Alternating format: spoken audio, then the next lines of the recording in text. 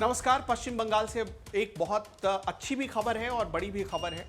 अच्छी खबर यह है कि ममता बनर्जी जो कि कभी हिंदू तुष्टीकरण के लिए जानी जाती थी और आपको भी पता है कि उन्होंने हिंदू तुष्टीकरण के लिहाज से कई काम किए, जैसे कि दुर्गा पूजा के दौरान आपने देखा होगा कि मूर्ति विसर्जन पर रोक लग जाती थी। रामनवमी का जुलूस निकालो तो लोगों को चुन चुन कर पीटा जाता था, उन पर डंडे बरसाए जाते थे। अब वही ममता बनर्जी, और यही नहीं, जब मूर्ति विसर्जन पर ममता बनर्जी रोक लगाती थी तो मुहर्रम को अनुमति दे देती थी और इसको लेकर ममता बनर्जी पर कई सवाल उठे। आप इतिहास उठाकर देख लीजिए कि किस तरह से बीजेपी के हिंदू नेताओं को और ब्राह्मण नेताओं को टारगेट किया गया। अभी 2 दिन पहले वहां एक बीजेपी नेता की हत्या हो गई।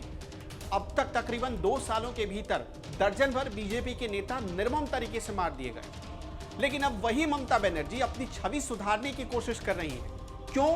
क्योंकि 10 से 11 महीने बाद पश्चिम बंगाल में चुनाव है।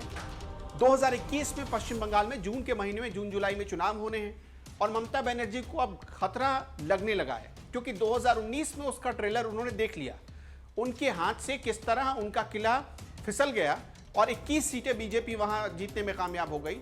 ममता बनर्जी इस चीज को बखूबी समझती हैं और अब वो ऐसे ऐसे फैसले ले रही हैं जिससे उनकी छवि को जो धक्का पहुंचा था, जो हिंदुओं के खिलाफ उनकी छवि बनती चली जा रही थी, अब उस छवि को सुधारा जा सके। ममता बनर्जी ने क्या फैसला लिया है ये समझिए। ममता बनर्जी ने फैसला लिया है कि 8000 गरीब ब्राह्मणों को वो हर महीने 1000 रुपए का भत्ता देंगी। वैसे पूरे पश्चिम बंगाल में सिर्फ 8 ही हजार ब्राह्मण है, क्या आप समझ सकते हैं?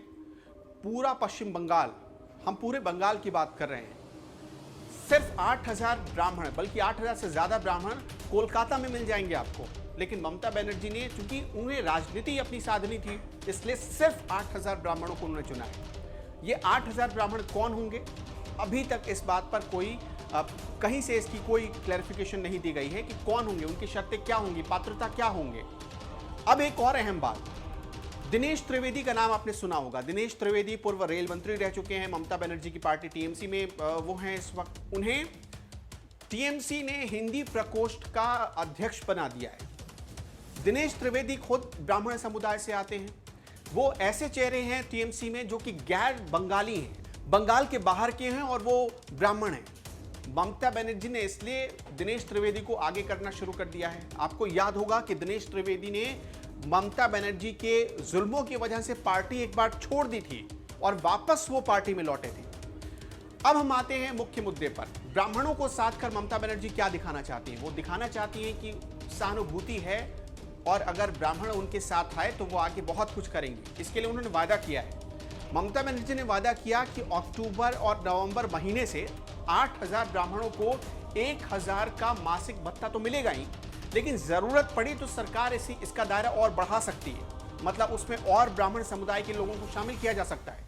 इसके साथ साथ आपको जानकर हैरानी होगी कि अब अगर हिंदुओं को ममता बनर्जी देंगी तो मुसलमान नाराज हो जाएंगे, इसलिए मुसलमानों को खुश करने का भी तरीका उन्होंने अपना लिया।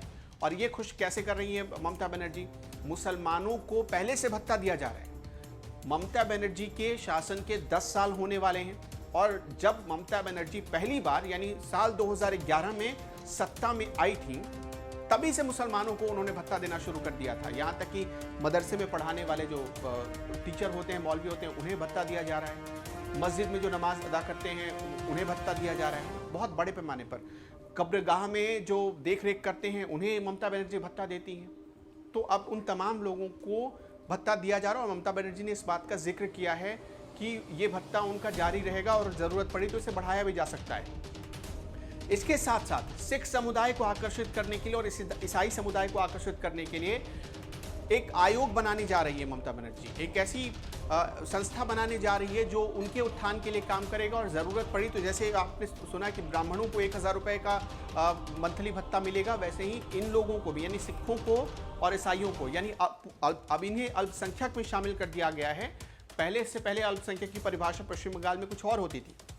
परिभाषा ये था कि सिर्फ उसमें मुसलमान शामिल किए जाएंगे, लेकिन अब ईसाई और सिख दोनों को शामिल किया जाएगा इसमें और अब उन्हें भी भत्ता दिया जा सकता है।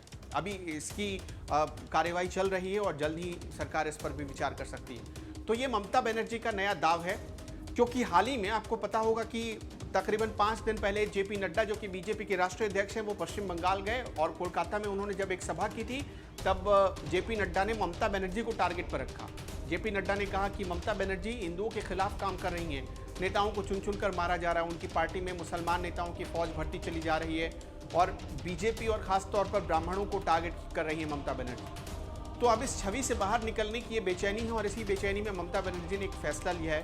खैर, कोई भी फैसला हो, ब्राह्मणों के फेवर में ये फैसला है तो अच्छा है, ब्राह्मणों के लिहाज से भी अच्छा है। और बीजेपी तो चाहती ही है कि ममता बनर्जी ऐसे ऐसे काम करें जिससे ब्राह्मणों को फायदा हो, क्योंकि ब्राह्मण एक बड़ा वोट बैंक हो सकता है। आपको भी पता है कि तकरीबन 3% का वोट बैंक है पूरे पश्चिम बंगाल में, अगर बात करें तो ब्राह्मणों का।